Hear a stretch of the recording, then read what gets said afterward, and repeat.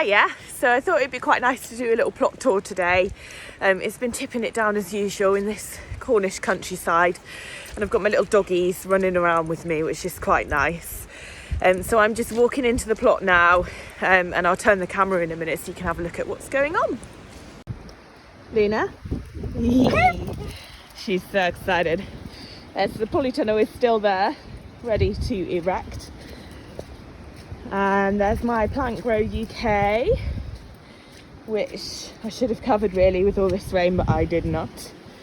But yeah, here we are. So John came down with his tractor the other day, which was great, and levelled this bit of ground. So the greenhouse will be going in that corner over there, and miraculously we didn't plan it, but the space is exactly the right fit for the greenhouse, so that is wonderful news. And then here will be the polytunnel, which is 25 by 12. So we did design the plot around the polytunnel space, which will go wonderfully here.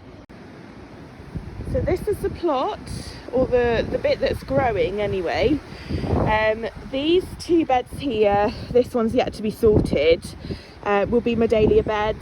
So the birds have had a really good go at that far one, but that's okay, they can, that's not an issue. So yep, that'll be dahlias. I'll fit whatever I can into this bed. I've got some snapdragons at the far end there, as you can see, and we've got some lovely nigella here. It's absolutely stunning, and we've got buds coming, which is very exciting. And then in the background there you can see Loopy Lou, and some lovely sweet peas. And also just in front of them, so just there, we've got some hardy geraniums that I planted up sort of 5 days ago, I guess. These are the snapdragons. These are my autumn stone ones, which were pinched out and they're now branching really nicely. They've got some buds coming, so hopefully they won't be too long. But I'll give you a little close-up of the spring sown. So I'm actually quite pleased with them, because I thought they might die in this wind, but they haven't, so happy days. This is the foxglove bed. So as you can see, they are growing upwards, which is great. No buds yet, but they're going really, really well. The cornflowers, I've supported those, so for the majority they are still standing up, which is great. And they are next to the sweet rocket, which I'll give you a close-up on in just a minute.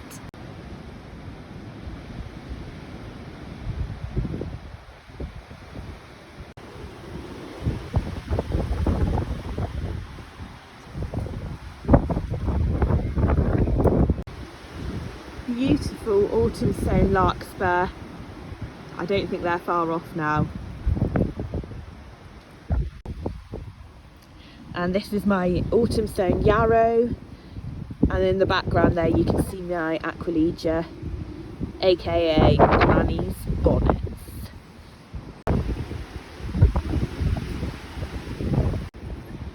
Luna? I've got to say, we're planting gladioli over there at the moment. There's probably 150 in so far, probably another 100 to go. These are my spent tulips. They'll be all coming out, bulbs and all, in the near future. The daffodils I'm leaving to die off, and they'll come back for me next year, which is great news. And then my alliums are just coming into flower, which is really great. And we've got Dutch irises in the background there with the docks and the nettles, because we do have weeds here. So yeah, that's the plot as it stands at the moment. So I'll keep updating you with how it's evolving over the course of time. Thanks for joining me.